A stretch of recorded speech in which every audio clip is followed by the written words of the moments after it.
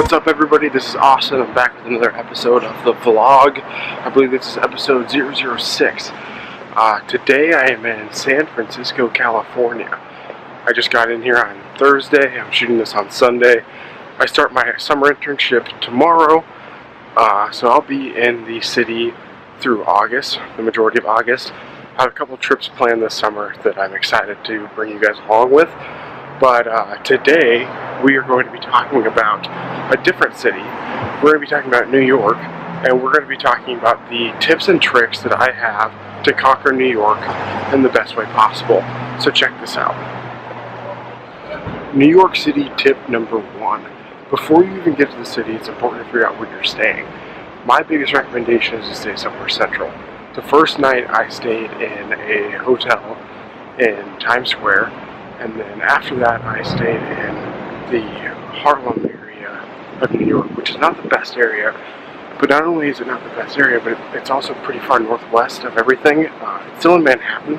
Definitely stay in Manhattan when you go, but try to stay somewhere central. It's definitely worth the money to shell out to get somewhere that is a lot more central to where everything else is. You're going to find yourself traveling everywhere in the city, and so getting somewhere central to stay while you're there is incredibly important. Tip number 2 for New York City. Get an unlimited Metro card and use the app City Mapper to get around. City Mapper is probably my most recommended app for anybody anywhere. In most large cities, City Mapper is an option. It will give you a ton of different options of getting around, including public transit, biking, walking, etc. And it's honestly one of the easiest ways to get around anywhere, especially when you don't know the area very well, because it'll tell you the line of directions to take when you're on public transit. An unlimited Metro card in New York is only about $30, which is about the same as swiping 14 times to get on the subway. You'll definitely use that if you're staying in New York for any longer than a few days.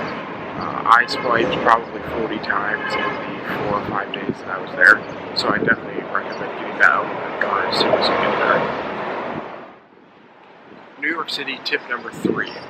My third tip is to rent bikes when in New York City. Now, you can go to a specialized shop where you can get a real nice bike, or you can just use the city bikes, which City Mapper will help you use. City Mapper will also give you great routes to use. It's going to be hectic. It's kind of awful in its own sense, but quite honestly, it was probably the most fun thing that I did the entire time that I was there. We rode city bikes through Times Square during rush hour, so weaving in and out of taxis, trying to learn how to ride a bike again because I haven't ridden a bike in a while, and it was honestly exhilarating, so I highly recommend that. New York City tip number 4. Carry a fanny pack or a backpack with you at all times.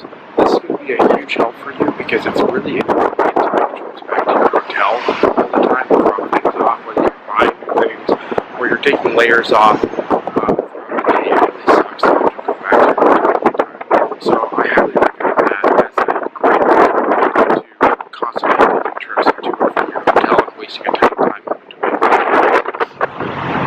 Tip number 5. This is something that a lot of people don't talk about, but going to the bathroom in a large city can definitely suck, especially late at night when you're roaming around.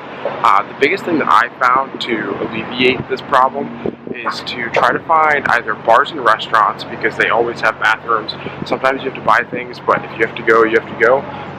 And also hotel lobbies, especially in populated areas. Some really nice hotels have doormen that prevent you from going inside unless you have a key card for the hotel and things, so obviously skip those and stay away from those. But hotel lobbies typically have a bathroom. It's rarely marked. It's usually in the back somewhere where there's no signs pointing anywhere else. So definitely check those out if you need to go to the bathroom in a large city.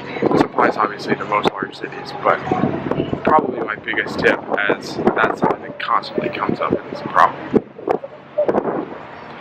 Tip number 6. From my experience, most of the museums in New York City are kind of a waste of money. I highly recommend that you make sure that any exhibit that you really want to see is open if you do choose to go. I went to the Museum of Natural History while I was there, and the huge dinosaur exhibit that I was interested in seeing was actually closed for the day for a private event, so that really sucked after spending $20+ to get into the event. Other than that, like most of the museums are at least $20+. They say that it's suggested, but it's a very big suggestion, so stay aware of that.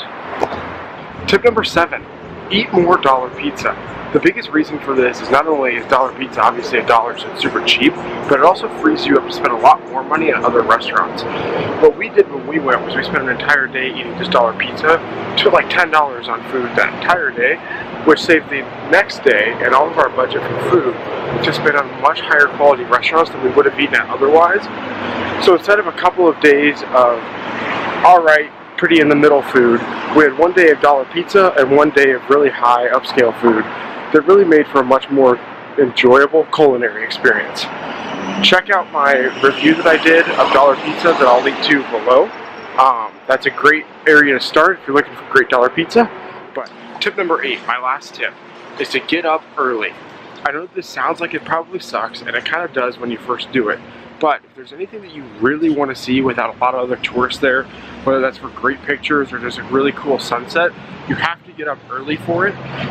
We got up at like 5:30 in the morning and we were at the Charging Bull statue by 7 a.m.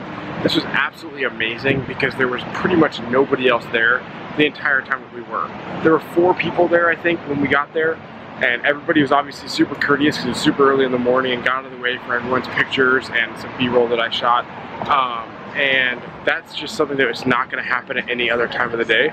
The time I went there before that, there were probably like 1,000 people within 1 square block of the place, so it was absolutely miserable. I definitely very highly recommend getting up early. And if you're going to be getting up early, make sure that you bring something like an external charger and plenty of ways to charge your phones and devices, because you're going to need that if you're out and about all day.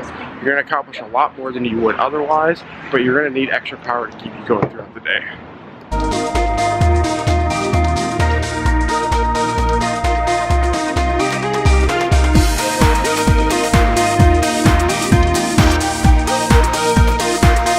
That sums up my 8 tips and tricks for conquering New York City. If you liked what you saw, make sure that you give this video a thumbs up below. Also subscribe if you want to see more. I'll have a lot of really cool videos coming out in the near future of Yosemite and San Francisco since I just moved here. I'm super excited for what this summer has to come. I'm currently sitting outside my office building for this summer, scoping it out before I start work tomorrow. But I'm super excited for all that. Make sure you like and subscribe. That video for the dollar pizza will be linked below. Other than that, I'll catch you guys in the next one. Peace.